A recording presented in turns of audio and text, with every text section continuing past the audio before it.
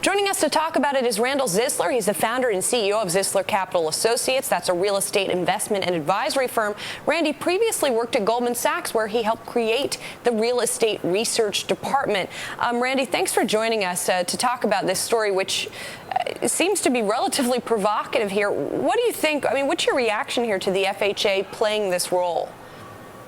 Well, I think it raises a couple of issues. In any public policy issue, there are three considerations. There's efficiency, there's equity, and then there's stabilization. Let me kind of address the points from a short-term and a long-term perspective. The short-term perspective is that the government, particularly the Fed, is very concerned about entering what's called the liquidity trap, and during which asset prices would plummet. And that's exactly what they want to avoid. And so they're trying all kinds of tools to stimulate the economy. And certainly, one of these is the ability of the FHA, which, by the way, does not hand over money to borrowers, but which guarantees mortgages. What the FHA is really doing is playing a very important role in helping maintain the flow of mortgage lending.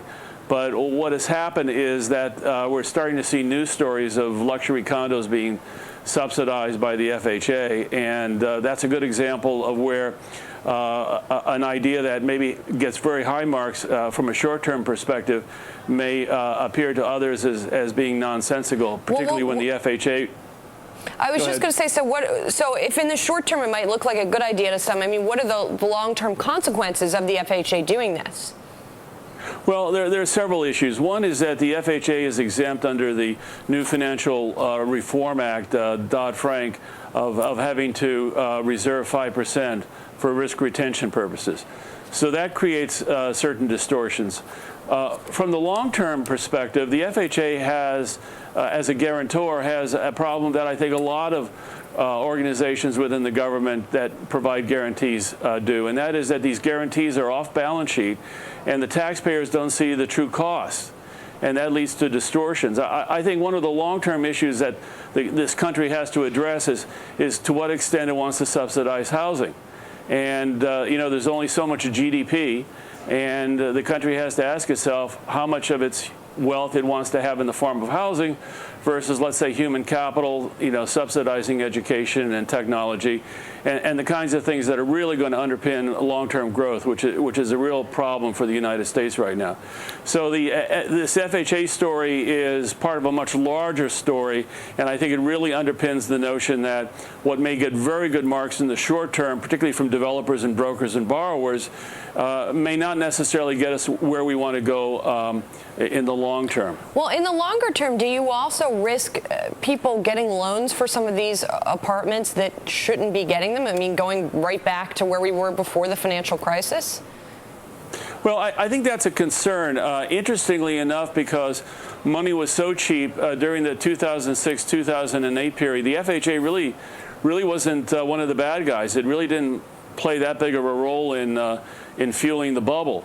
But what it's trying to do right now is to maintain mortgage lending, and the reason why that's important is that without capital, and particularly without debt capital, asset prices will fall. Now, you could argue that it's the nature of a bubble that asset prices are too high. Now, the question is, do you allow it to catastrophically pop, or do you allow the bubble to sort of hiss and achieve a new level? I mean, I would say also here in Manhattan, the prices have held up, especially compared with the rest of the country, relatively well. So that then begs the question, right, is this really targeted well at all geographically, or when you're talking about the luxury aspect?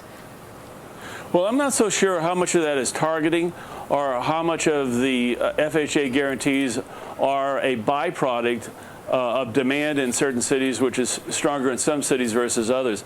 I know, for example, that in Phoenix, where we've done a lot of work with developer owners trying to buy properties, that the availability not only of FHA guarantees but also Fannie Mae money has really provided a such an underpinning to prices that, in fact, we're starting to observe a bubble within a crash. We're starting to see an anomalous result where multiples in Phoenix are pretty much where they were about 2 or 3 years ago, albeit with rents much lower. Well, it doesn't sound like a very good recipe here, Randy. Unfortunately, we're out of time. Randy Zisler of Zisler Capital Associates, thank you so much for joining us.